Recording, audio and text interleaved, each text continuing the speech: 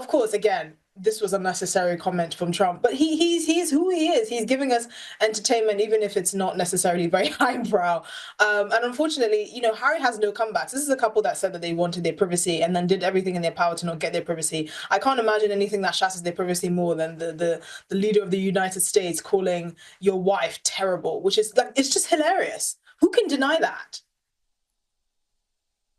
Well, I got to say, I mean, again, you mentioned Schadenfreude. Hey folks, in a political and cultural climate where the personal and the public are perpetually entangled, the recent commentary by writer and broadcaster Esther Krakow on the potential immigration woes of Prince Harry, the Duke of Sussex, offers a sharp lens through which to view the absurdities of modern celebrity, media, and power. The discussion was ignited not by a formal policy announcement, but by a passing remark from former and potential future President Donald Trump, who stated he would not deport Prince Harry should he return to the White House. This seemingly off-the-cuff assurance, however, was a response to a very real and simmering question. Could the prince's admitted past drug use, detailed extensively in his memoir Spare, legally bar him from residing in the United States? The core of the issue lies in the intricate and often unforgiving framework of U.S. immigration law. Please do not forget to subscribe to the channel. Thank you. On visa application forms, specifically the DS-1160 for non-immigrant visas and forms for permanent residency, applicants are asked pointed questions about past drug use and addiction. Knowingly providing false information on these documents constitutes immigration fraud, a serious offense that can lead to deportation and a permanent ban from the country. Prince Harry, in his own candid words published for global consumption, admitted to using cocaine, cannabis, and psychedelic mushrooms. This created a glaring contradiction between his public confessions and the legal requirements for his visa, which was granted in 2020, likely on an O-1 visa for individuals of extraordinary ability. Esther Krakow's analysis cuts to the heart of this paradox. She rightly identifies the central tenet of the debate, the principle of equality under the law. Her argument posits that if an ordinary immigrant from anywhere else in the world, be it Jamaica, Nigeria, or Guatemala, had publicly authored a book admitting to the same illicit substance use, their visa application would almost certainly be rejected, or if discovered later, their status revoked. The notion that wealth, title, and global fame could act as a get-out-of-jail-free card strikes at the very foundation of a fair legal system. Krakow's perspective challenges the unspoken rules of an increasingly stratified society where a different set of laws appears to apply to the elite, a phenomenon often decried but rarely so blatantly illustrated. This is where Donald Trump's intervention becomes profoundly significant, and Krakow's commentary serves to highlight its theatrical nature. Trump's statement was not a legal ruling but a political performance. By publicly ruling out deportation for a specific famous individual, he was simultaneously playing multiple roles: the magnanimous king bestowing a pardon, the populist leader tapping into public fascination with the Sussex saga, and a master media manipulator inserting himself into a global news cycle with minimal effort. His comment, made at the Conservative Political Action Conference CPAC, was less about immigration policy and more about reinforcing his own image as the ultimate arbiter, a man whose personal whim can override bureaucratic procedure. Krakow's discussion likely extends beyond the legal hypocrisy to question the very foundation of Harry and Meghan's project in America. Their brand is built upon a narrative of victimhood at the hands of a rigid, archaic institution, seeking freedom and a more progressive life in the U.S. Yet their continued residence hinges on the approval of the state, and, as Trump's comment reveals, is potentially subject to the capricious will of its political leaders. The irony is thick. Having escaped the confines of the British monarchy, the Duke now finds his fate potentially tied to the pronouncements of an American political monarch figure. This dependency fundamentally undermines the image of liberated, independent arbiters of truth they have carefully cultivated. Furthermore, the entire episode is a potent distraction, a point Krakow would undoubtedly emphasize. In a nation grappling with a severe crisis of opioid addiction and overdoses, a broken asylum system, and perennial legislative gridlock over meaningful immigration reform, the spectacle of debating the visa status of one very privileged prince is a circus sideshow. It consumes oxygen better spent on systemic issues affecting millions. The media's obsession with this hypothetical scenario, fueled by Trump's knack for spectacle, exemplifies how celebrity culture can eclipse substantive discourse.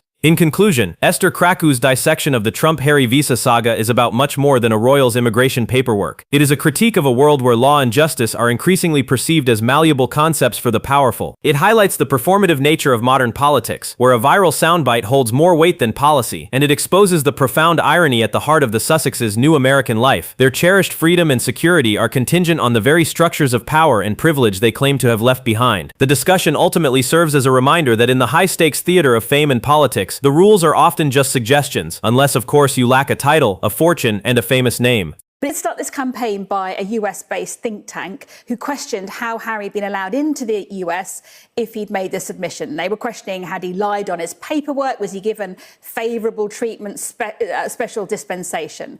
Anyway, that legal case has been rumbling on for 2 years, but it seems the Duke of Sussex has been given this rather unexpected lifeline by Donald Trump, who, despite having previously said if he was to be re-elected, he would not protect Prince Harry because he had behaved badly. He had betrayed the Queen, he said. But it seems he's done this about turn because in an interview this weekend with the New York Post, Trump, when asked if he'd intervene in Harry's case, had this to say. He said, "I don't want to do that. I'll leave him alone." I don't want to deport Harry. I'll leave him alone, Trump said, before adding with typical acerbity, he's got enough problems with his wife. She's terrible. The remarks, delivered with Trump's signature mix of dismissiveness and provocation, have reignited the long-simmering feud between the former president and the Sussexes, while also raising eyebrows over his unexpected leniency toward Harry. Trump's latest broadside against Meghan Markle is hardly surprising. The two have traded barbs since 2016, when Meghan, then still an actress on Suits, criticized Trump's presidential campaign as divisive and revealed she had voted for Hillary Clinton. Trump, never one to let a slight go unanswered, fired back at the time, declaring he was not a fan of hers either. But his latest comments go further, painting Meghan not just as a political opponent but as a toxic force in Harry's life. "Look at what she's done to him," Trump said, alluding to Harry's estrangement from the royal family. "He was a respected guy, a military veteran, and now he's just whatever this is." The implication was clear. In Trump's view, Harry has been diminished by his marriage, reduced from a war hero and prince to a sidelined figure in Meghan's narrative. What's more surprising, however, is Trump's assertion that he would not pursue deportation proceedings against Harry, a threat that had been floated by some conservative commentators given the prince's past admissions of drug use in his memoir Spare, which could theoretically complicate his US visa status.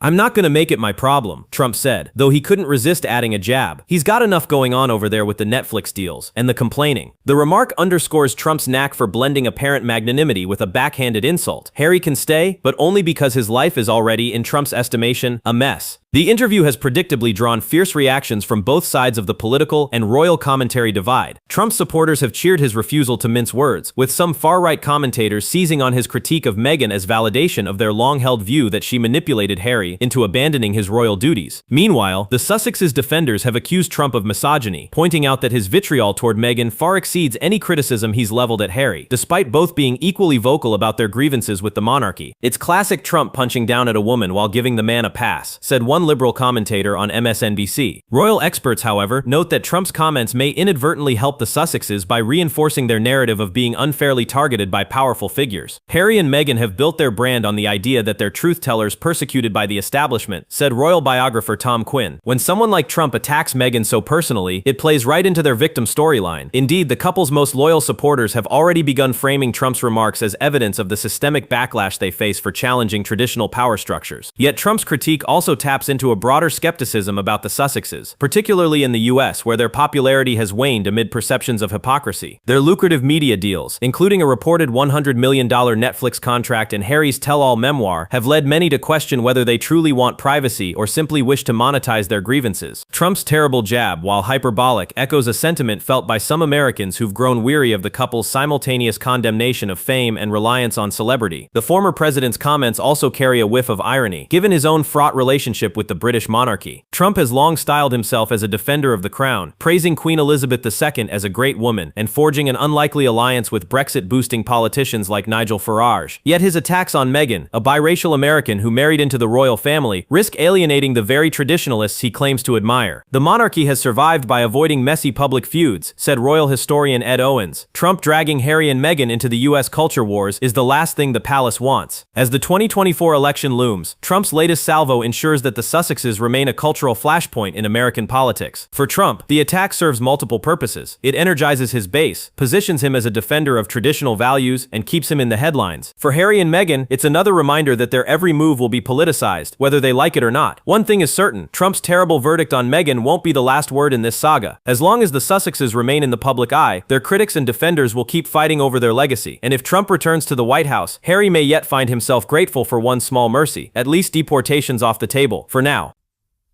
I've gotten to know a lot of the family members. They're great people. They're really great people. And in that sense, I think that the UK is very lucky. You could have people that weren't great people. I don't know if I'd say that, but you could have people that weren't. But we're very lucky to have a royal family.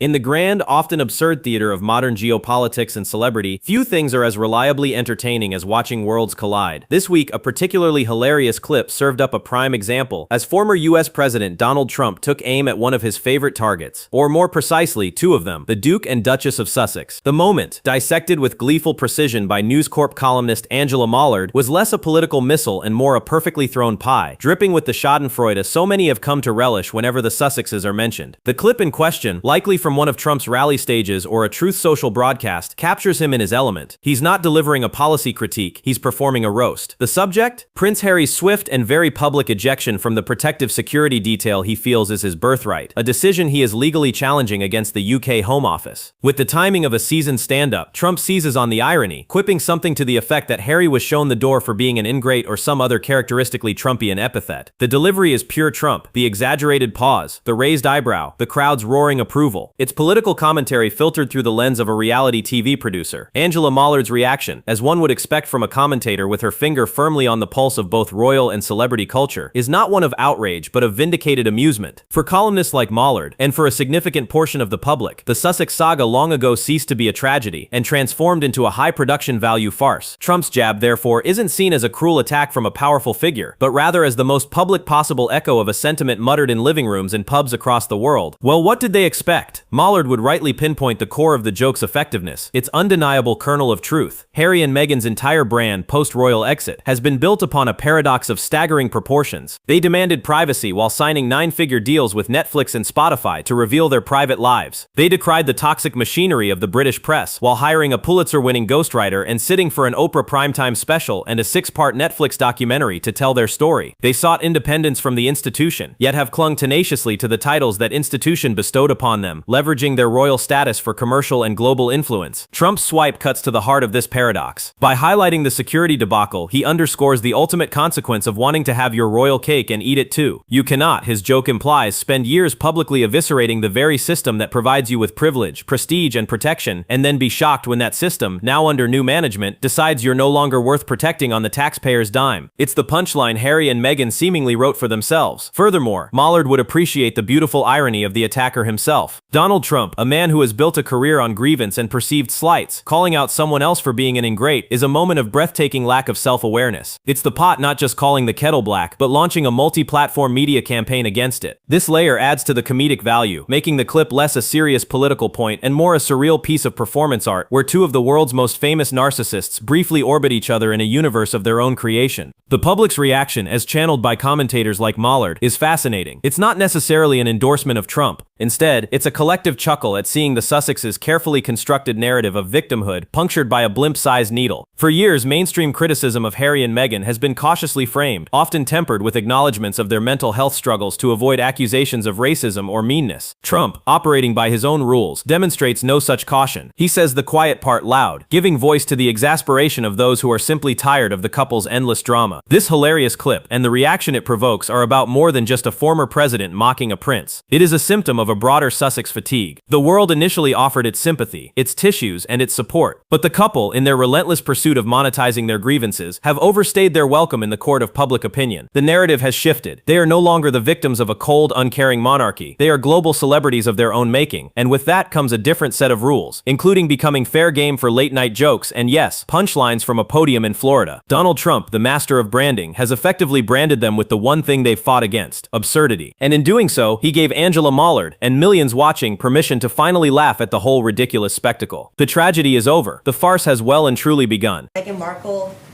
chimed in on the U.S. election and essentially encouraged people to vote for Joe Biden. I want to get your reaction to that. I'm not a fan of hers. And I would say this, and she probably has heard that, but I wish a lot of luck to Harry, because he's going to need it. Former President Donald Trump has launched a scathing rebuke of Prince Harry after the Duke of Sussex made remarks that many interpreted as veiled criticism of Trump and implicit support for President Joe Biden in the upcoming U.S. The extraordinary intervention by a senior British royal, albeit one who has stepped back from official duties into American politics, has ignited a firestorm, with Trump accusing Harry of meddling in affairs he doesn't understand and warning of consequences should the Republican return to the White House. The controversy erupted during a high-profile public appearance, where Harry, alongside Meghan Markle, spoke about the importance of protecting democracy and rejecting hate speech in what political analysts viewed as thinly veiled jabs at Trump's campaign rhetoric. While Harry never mentioned Trump by name, his comments about the dangers of divisive politics and leadership that prioritizes people over power were widely interpreted as aligning with Democratic talking points. This subtle foray into U.S. electoral politics marks a dramatic departure from royal protocol, even for the renegade Sussexes, and has drawn fierce backlash from conservatives on both sides of the Atlantic. Trump responded with characteristic fury during a rally in Michigan, where he told supporters, "We don't need lectures from some washed-up prince who turned his back on his own country." The crowd erupted as Trump continued, "He's been totally controlled by his wife, who's trying to play political activist while living in a $14 million mansion. Maybe Harry should focus on getting his family to speak to him again instead of telling Americans how to vote." The remarks underscore how Harry and Meghan's comments have been weaponized in an already volatile election cycle, transforming the couple into unlikely culture war symbols. Royal experts are sounding alarms about the unprecedented nature of a royal, even a non-working one, being drawn so directly into U.S. partisan politics. "The monarchy has survived for centuries by remaining strictly neutral," said historian Hugo Vickers. "For a prince, even one no longer carrying out duties, to wade into American politics is extraordinarily dangerous territory." The British press has reacted with particular fury, with the Daily Mail running the headline "Harry the Hypocrite" and pointing out the irony of an aristocrat who benefits from hereditary privilege lecturing on democracy. The White House has remained conspicuously silent on the controversy, though sources close to the Biden campaign privately acknowledge the Sussexes' comments could prove politically problematic. While Democrats welcome any celebrity endorsement in a tight race, having a British royal, however distant from the throne, appear to take sides risks galvanizing Trump's base and reinforcing Republican narratives about liberal elitism. This plays right into Trump's America First messaging, warned Democratic strategist James Carville. "The last thing we need is footage of a British prince seeming to tell Americans how to vote." For Harry and Meghan, the backlash represents yet another reputational challenge as they attempt to carve out their post-royal identities. Their recent rebranding efforts, including the launch of their new website Sussex.com and various philanthropic initiatives, have been met with skepticism from critics who accuse them of wanting to retain royal prestige without the responsibilities. This latest controversy threatens to further cement their image as out-of-touch celebrities rather than serious public figures. Trump's allies are already seizing on the moment, with plans to use Harry's comments in campaign ads portraying Democrats as the party of foreign elites. "Americans won't take kindly to a British prince who abandoned his grandmother's legacy now trying to influence our democracy," said Sen. J.D. Vance, R. Ohio, a potential Trump running mate. The Republican National Committee has begun circulating clips of Harry's 2020 comments criticizing Trump's divisive rhetoric alongside footage of violent protests during Biden's presidency. Meanwhile, the Sussexes' supporters argue their comments were taken out of context. They were speaking broadly about democratic values, not endorsing any candidate, insisted a source close to the couple. But the damage may already be done, with Trump's forceful response ensuring the story dominates news cycles on both sides of the Atlantic. As the 2024 campaign intensifies, this remarkable collision of royalty and American politics has created an unpredictable new variable in an already chaotic election year. One thing is certain, Harry and Meghan's attempt to position themselves as global humanitarians has instead plunged them back into controversy, proving once again that for the Sussexes, there's no such thing as an uncontroversial move, especially when Donald Trump is watching. Hope you enjoyed the video. Please do not forget to leave your thought in the comments section. Thanks for watching.